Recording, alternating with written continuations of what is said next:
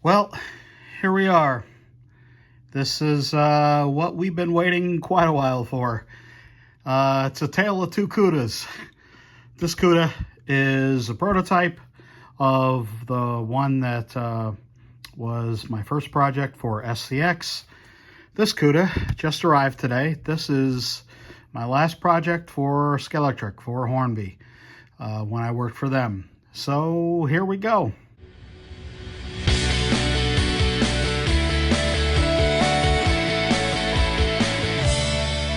Well, right away we can see there's a definite color difference, which is fine because the Cudas, they changed, the colors were lighter and darker throughout the season.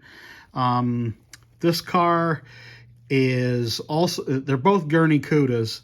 Gurney drove the number 48, as we know, and both cars had the stripes on the hood for some races and not for other races.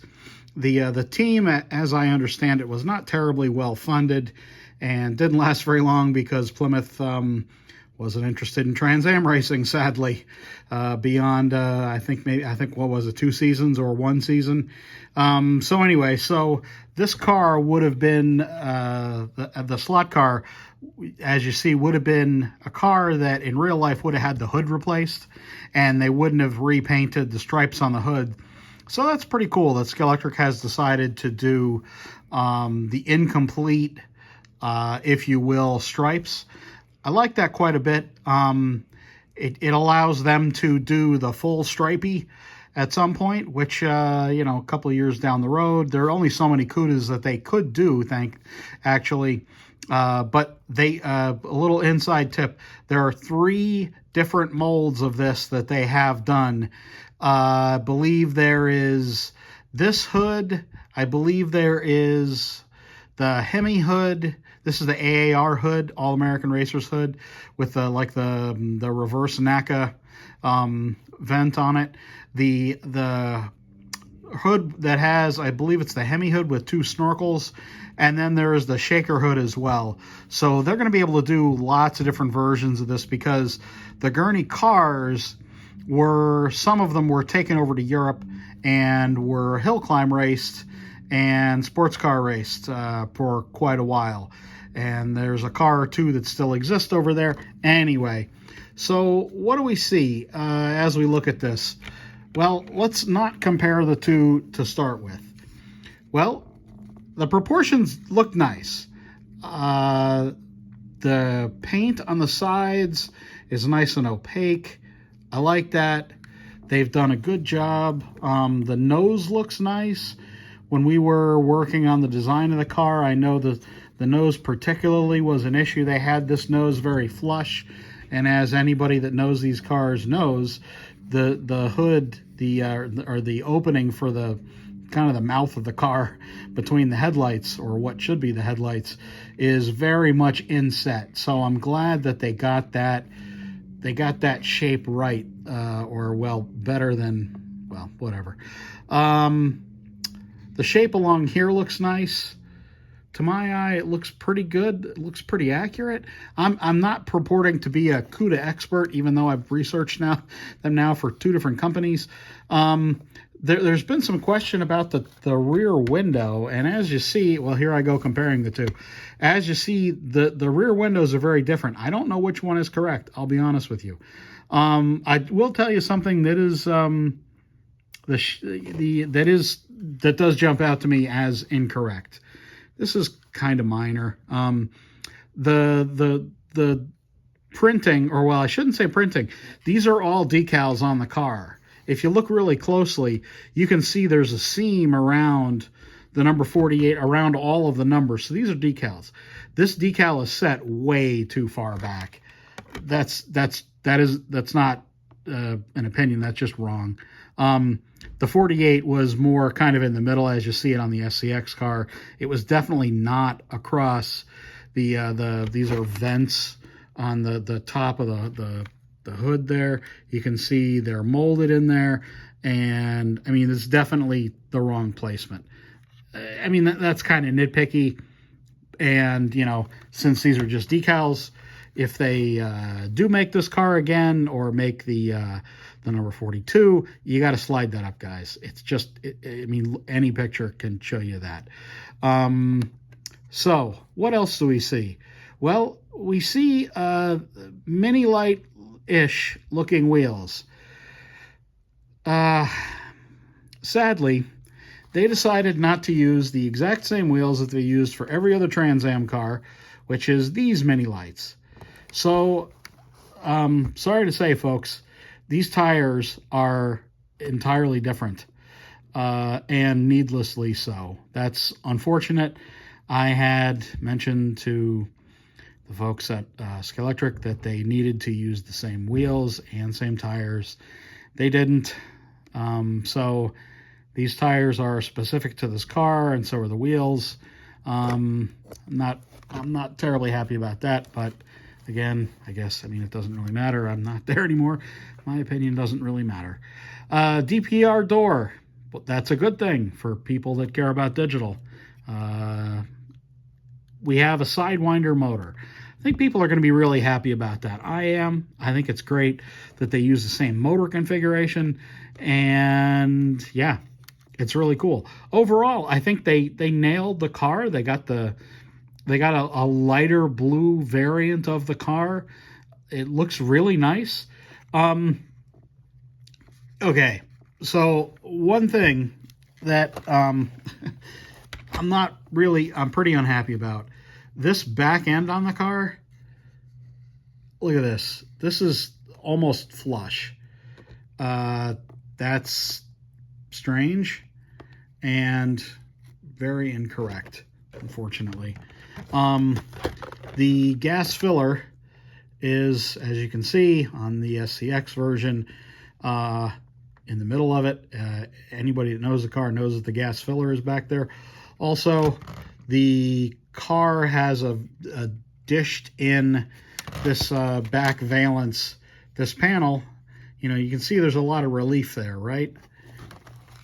And as you look at it back here on this car, you can see the depth there on the back end of the SCX car.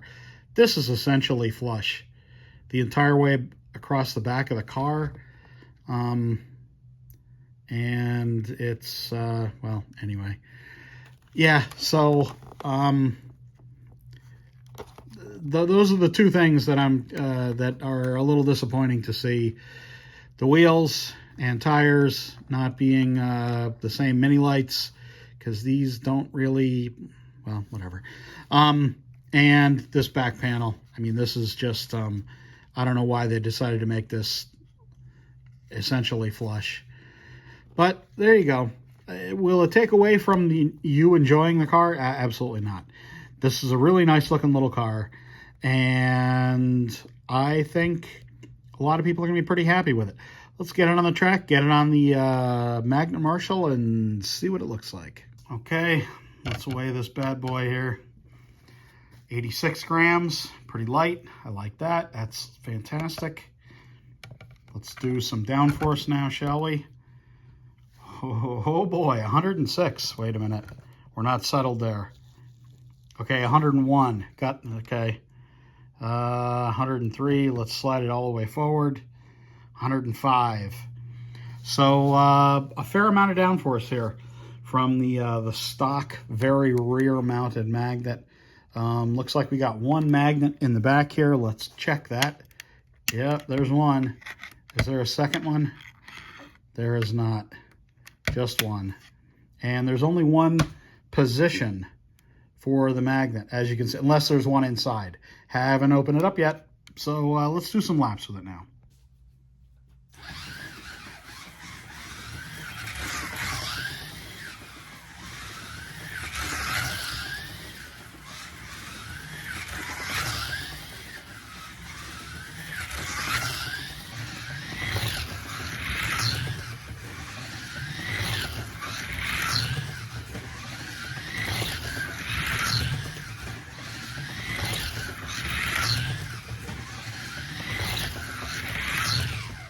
Nine volts, folks. This thing's a rocket. Okay, so another thing I did want to mention, there was a question about width.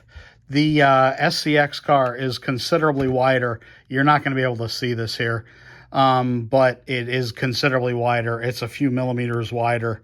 Certainly the tires definitely set apart.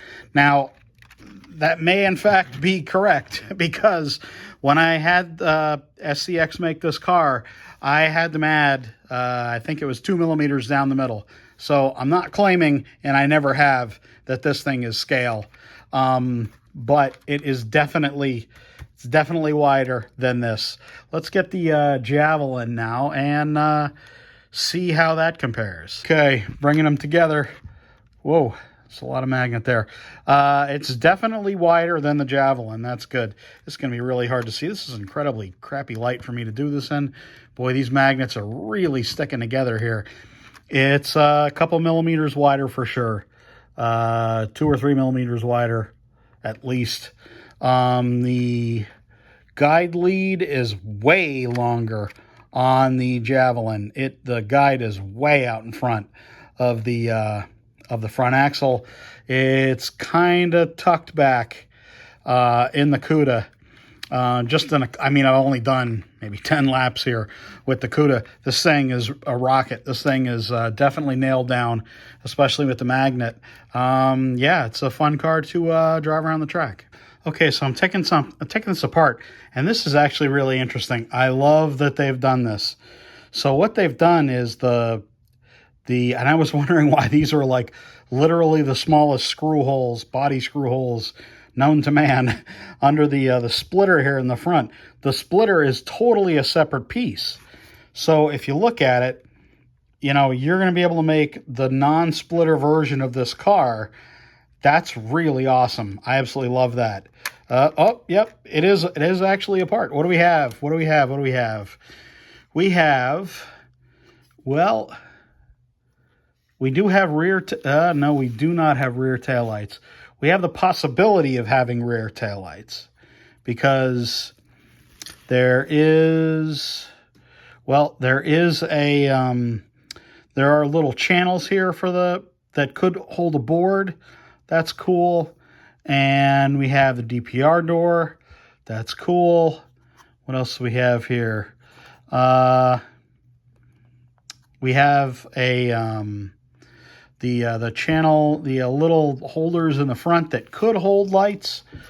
And yeah, is this hood a separate piece? Yes. Yes, so the hood is a separate piece from the body, which we would expect.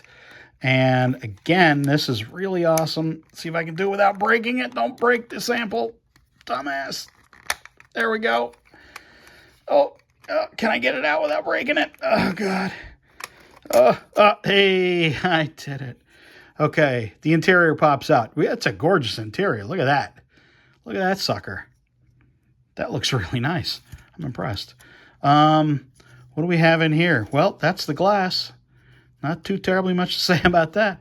But you can see that there's a bar here to attach the hood, and then there's a bar in the front to attach the hood. So this hood is a separate piece. So like I had said, there's going to be the opportunity to make several different versions, combinations of the hood on this car.